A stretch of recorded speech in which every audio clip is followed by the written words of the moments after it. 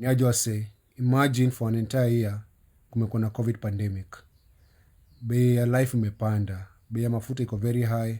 Mathiri ukiingia mwezi ingia watu 4 ama 5, unaingia watu kadhaa. Yani kuna social distance kwa gari, kwa matatu. Kwa ndege hakuna social distance, kwa train hakuna social distance. Lakini watu wanatumia mathiri kila siku, lazima ufanye social distance. What else?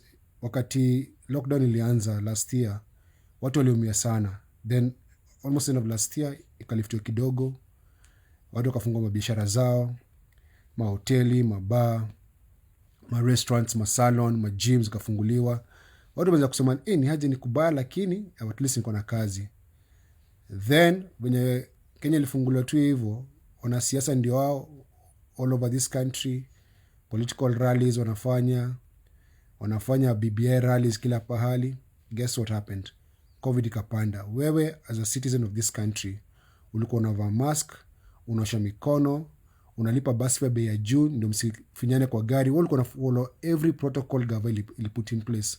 But the president and his people never follow those protocols. Now the third wave is here.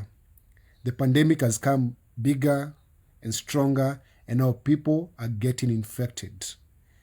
But guess what? For an entire year, Mutahi Kagwe was holding press conferences saying that we are ready for the pandemic. We have 1,500 ICU beds. We're spending money. The government spent over 250 billion shillings on this pandemic, but there's nothing to show for it. They're not ready for the third wave.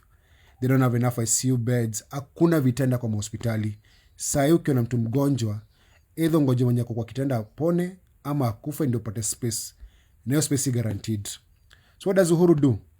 Instead of punishing the people who were supposed to ensure that the pandemic they were ready for the third wave, ama kuensure kwamba Kagwe and the Ministry of Health people did their job, now the people who stole money from KEMSA have been investigated, arrested and jailed, Uhuru has decided that we all lose our jobs. How does he do that? By locking down this country again. Why did he lock us down? He's not locking this country down to ensure that those thieves are arrested or we are ready for the third wave again, ama vitenda zitatafutwa ziko hospitalini. Hapana. Uhuru is locking down because the rich are very concerned they're going to die. Remember this.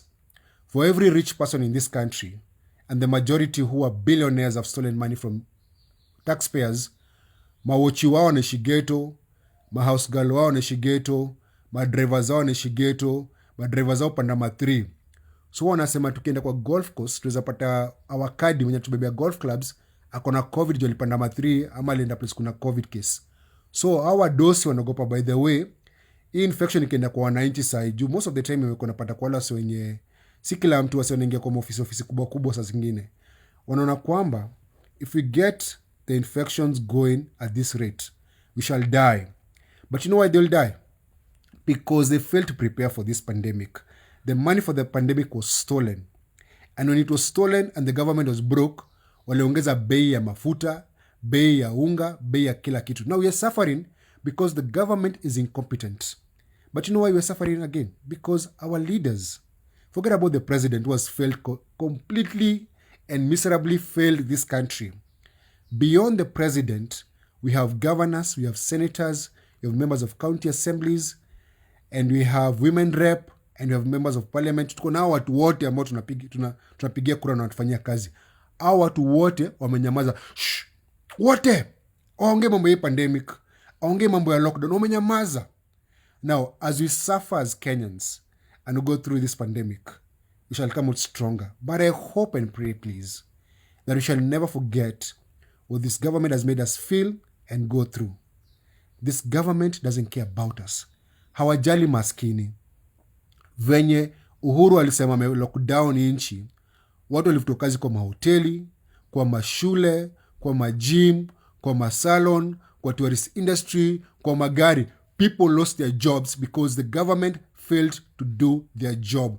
Tunalipa wasee na kazi yao si kufanya kazi, ni kulewa tu na kufanya political rallies. So let me tell you people, we are alone.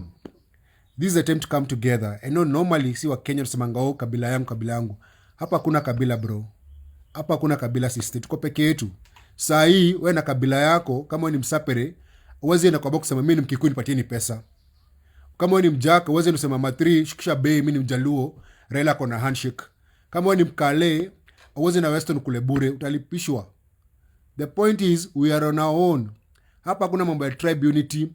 Let our poverty and our problems bring us together.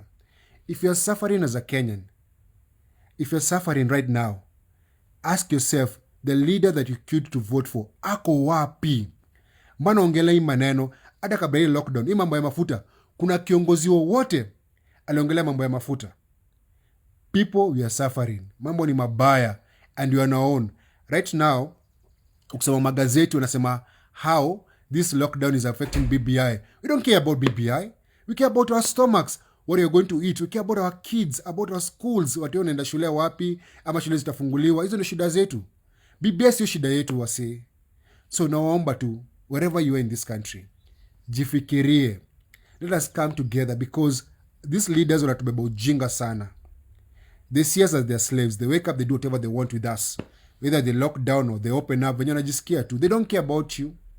Anakwambia ame lockdown country na mtu wako hajafika home. Ako bado shule yako Nairobi. Ama ako Thika, ama ako wherever. So wase, tujanjaruke wase. Don't forget the reason why you're suffering is because our leaders have failed us. Not you. Wewe ulifuata sheria, ulivaa mask, ukosha mikono, uka social distance, hawakufanya hizo vitu zote. We followed the law, they broke the law, they broke the law, we suffer. Hao ndo wali float COVID regulations na COVID rules. They were never arrested, they were never beaten, they were never shot, they never suffered. We who followed every single protocol were suffering because of them. Never forget that. Never forget that. Because next year we have an election and you have a chance to revenge. Kura yako ni nguvu yako. Our revenge will be served cold and in the morning. And every single one of them must go home. Stay safe, sanitize, wear a mask.